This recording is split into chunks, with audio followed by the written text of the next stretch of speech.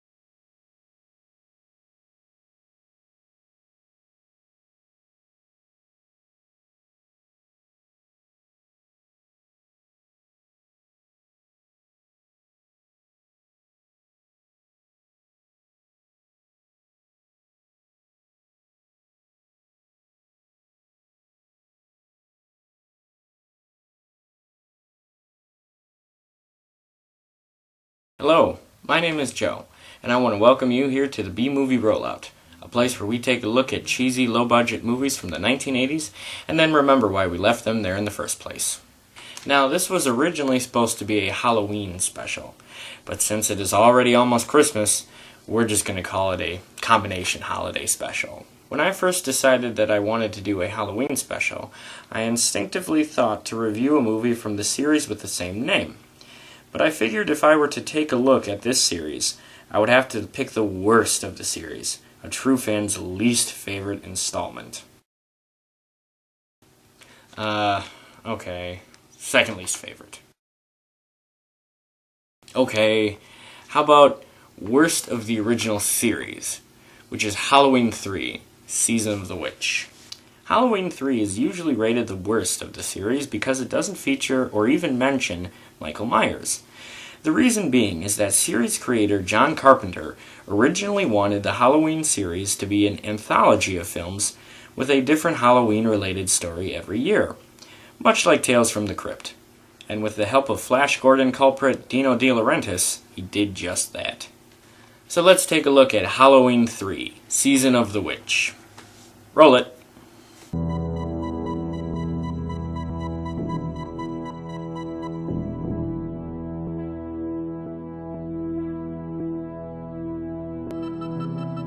As we watch the ominous credits roll, we find out that our stars will be Tom Atkins, who played Reem in Escape from New York.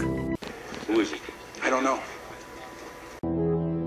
And Dan O'Herlihy, who was the old man in RoboCop. Dick, you're fired! Thank you. The opening sequence is a man being chased by a mysterious driver to some great music.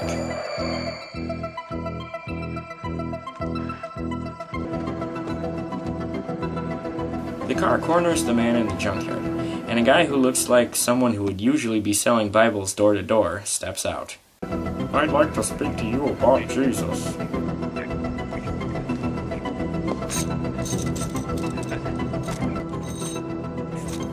The man is able to kill him with a slow-moving car. Sir, have you accepted Christ as your own personal savior?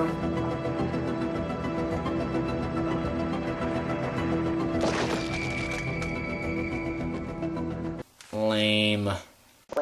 The man escapes, and the film cuts to some guy watching the most annoying commercial ever. It's 4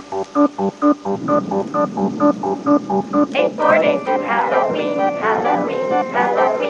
It's 4 days to Halloween, Silver Shamrock. Okay, turn that off now.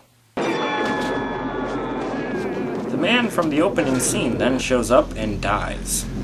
We then cut to our hero arriving at home with some masks for his kids, who then say they already have masks from that stupid commercial from earlier.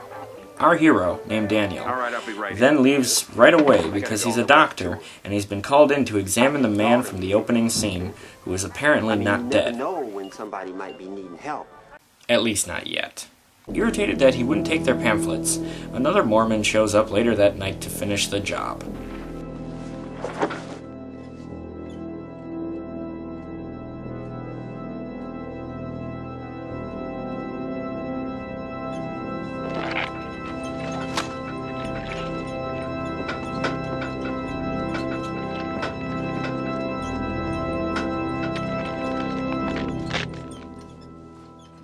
Really? Come on, that's been done before. Pick out two. 1, 2. Ah! Look, I found a big one. What are you doing in here? Telling this man that Jesus lived in America. Hey! The Mormon-looking guy escapes to the parking lot and promptly blows himself up.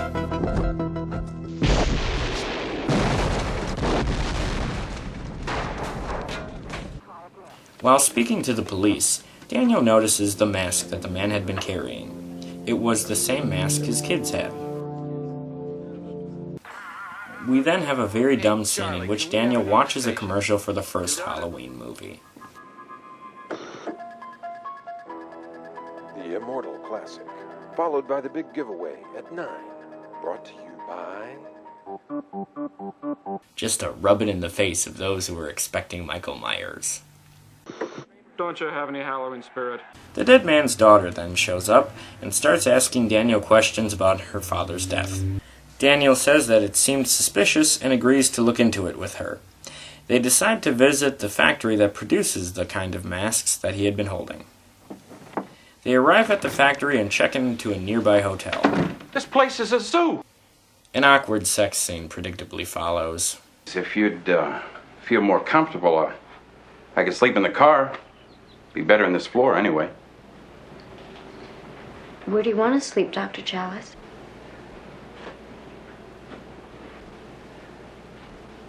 That's a dumb question, Miss Grimbridge.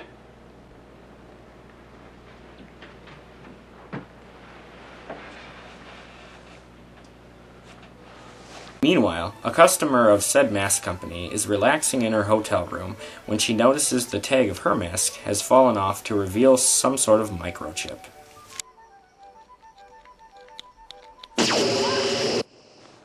What's that? Who cares?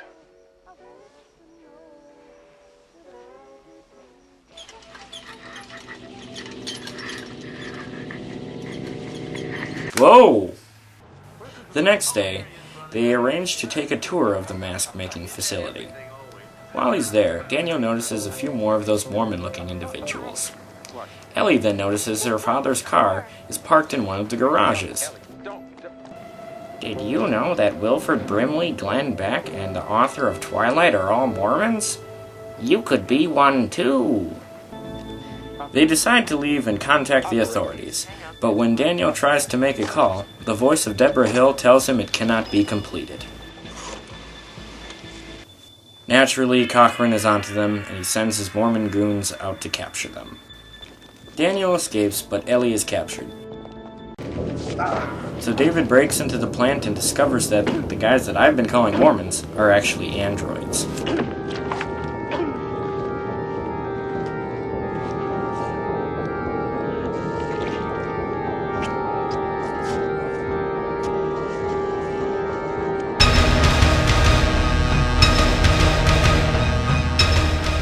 Hold it.